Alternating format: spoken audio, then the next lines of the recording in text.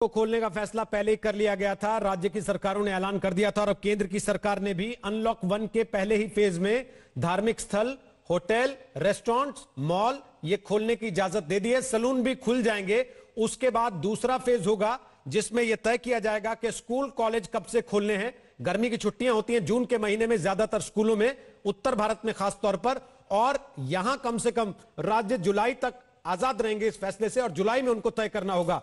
लेकिन इंद्रजीत कुंडू हमारे साथ इस समय कोलकाता से आ गए हैं, कुमार अभिषेक लखनऊ से आ गए हैं। अभिषेक, अब से कुछ देर पहले योगी आदित्यनाथ हमारे साथ थे, हमने उनसे सवाल पूछा था कि 31 के बाद क्या होगा।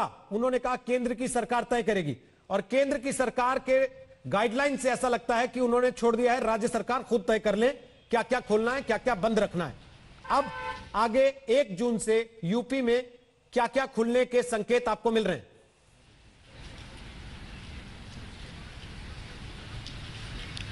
देखिए रोहित, अब तक जो 4 लॉकडाउन हुए हैं उसमें राज्य सरकार ने अपने तरफ से कुछ नहीं किया है। जितने भी गाइडलाइंस केंद्र सरकार के आए उसे ही पूरी तरीके से फॉलो किया है। और जिस तरीके से आपके इंटरव्यू में खुद मुख्यमंत्री योगी आदित्यनाथ ने कहा कि जैसे ही केंद्र सरकार का गाइडलाइन आएगा उसे वो फॉलो करेंगे, तो जिस तरीके से एक तरीके से कहा जाए तो ये पूरा का पूरा खुल चुका है गाइडलाइन। अगर कुछ चीजों को छोड़ दिया जाए तो निश्चित तौर पर सरकार ने जो यहां से प्रस्ताव भेजा था उसमें धार्मिक स्थलों को खोलने का प्रस्ताव योगी सरकार ने दिया था, क्योंकि यहाँ के मंदिर, यहाँ के जो मस्जिद, जितने भी धर्मस्थल हैं उनके तरफ से भी लगातार मांगे उठ रही थी कि खोला जाए। तो योगी सरकार ने अपने तरफ से जो प्रस्ताव भेजा था उसमें ये चीजें थी कि ये इसे भी खोला जाए। इसके अलावा जो लखनऊ है या फिर अगर कुछ बड़े शहरों को छोड़ दें जैसे नोएडा, मेरठ, आगरा, लखनऊ काफी हद तक कंटेन्ड है, कंट्रोल है।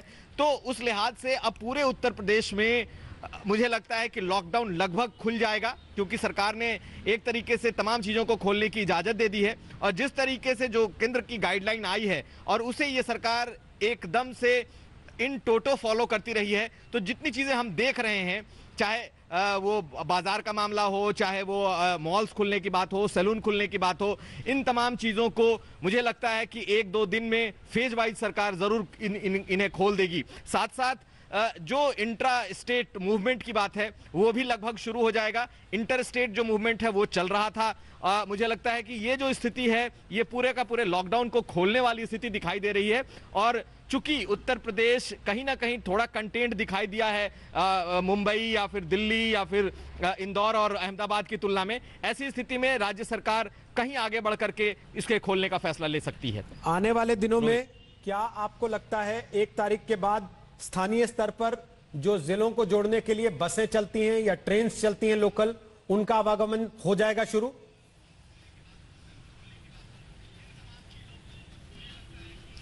देखिए, ट्रेन का फैसला तो रेल मंत्रालय करेगा, लेकिन निश्चित तौर पर जो अंतर जिला जो बस सर्विसेज हैं वो 1-2 दिन में जरूर शुरू हो जाएंगी। जो बड़े बड़े शॉपिंग मॉल्स हैं या फिर जो बड़ी दुकानें हैं, जैसे अमीनाबाद का इलाका आज भी बंद है, तो अगर कंटेनमेंट जोन के बाहर जा रहा है, अगर बाहर है तो वो तमाम दुकानें जरूर खुलेंगी। हालांकि जो सोशल डिस्टेंसिंग का एक मानक तय किया गया है उसे फॉलो करना होगा। जैसे हम लोगों ने देखा है कि जब भी लॉकडाउन हुए हैं 1, 2, 3, 4, तो जो राज्य प्रशासन है और जो जिला प्रशासन है वो 1 से 2 दिन का वक्त लेता है ताकि जो इसे खोला जाए तो पूरी सुरक्षा और मानकों के साथ खोला जाए। तो जब 1 तारीख से खोलने की बात हो रही है तो मुझे लगता है कि जो बड़े जिले हैं, जो बड़े शहर हैं, जैसे लखनऊ हो गया, आगरा हो गया, मेरठ, गाजियाबाद और नोएडा, ऐसे जिलों में 1-2 दिन ज्यादा वक्त लगेगा। लेकिन निश्चित तौर पर जो ज्यादा प्रभावित जिले हैं या शहर हैं उनको छोड़ दिया जाए तो बाकी जिले की स्थिति बिल्कुल नॉर्मल होने जा रही है। मंदिर, मस्जिद, ये तमाम चीजें पूरी तरीके से खुलने जा रहे हैं। जो रात के कर्फ्यू की बात है, अगर रात को 9 बजे से लेकर सुबह 5 बजे तक है, यानी कि 6 बजे से लेकर रात को 9 बजे तक दुकानें भी खुल सकती हैं। जिम्नाजियम, स्विमिंग पूल, जो शादी विवाह के स्थल हैं या फिर जहां लोगों को जुटना होता है, कांग्रेगेशन है, उन जगहों पर रिस्ट्रिक्शंस रहेंगे। लेकिन अब पूरी तरीके से ये कहा जा सकता है कि ये खुलने के दौर में है और उत्तर प्रदेश मुझे लगता है कि कुछ मानकों के साथ इसमें आगे दिखाई देगा। रोहित, पश्चिम बंगाल में सरकार ने पहले ही इंद्रजीत कुंडू ऐलान कर दिया था कि धार्मिक गतिविधियों को वो इजाजत दे देंगे 1 तारीख से। अब जब केंद्र की गाइडलाइन आ गई है तो पश्चिम बंगाल में आगे का स्वरूप कैसा होगा? जी हाँ, बिल्कुल। कल मुख्यमंत्री ममता बनर्जी ने खुद प्रेस कॉन्फ्रेंस में ये कह दिया था कि अब ये जरूरी है कि फेज वाइज रिलैक्सेशन किया जाए, क्योंकि इंडेफिनेट समय के लिए आप सब कुछ बंद करके नहीं रख सकते। पश्चिम बंगाल सरकार के लिए सबसे बड़ी मुसीबत ये है कि और ये कहा जा रहा है बार बार तृणमूल सरकार की ओर से कि राज्य का कोई रेवेन्यू नहीं है।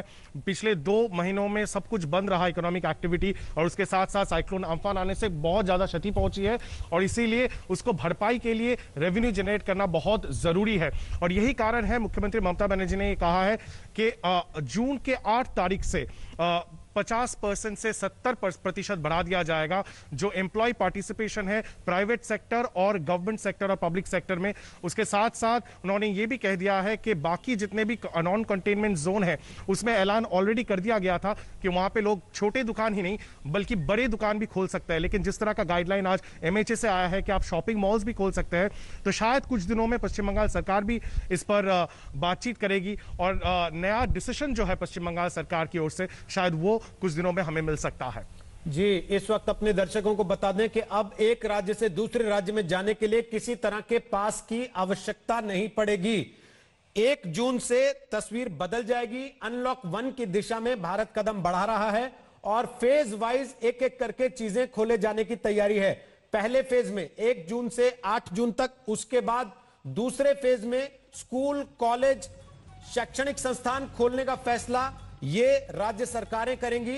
लेकिन उस दौरान मेट्रो सेवा, जिम, पार्क, सिनेमा बंद रहेंगे और 3rd फेज में इन चीजों को खोलने पर सरकारें फैसला करेंगी और साथ ही अंतर्राष्ट्रीय उड़ान के लिए भी फैसला तभी होगा, मेट्रो के लिए भी फैसला तभी होगा और उसकी गाइडलाइंस भी अलग से जारी कर दी गई हैं।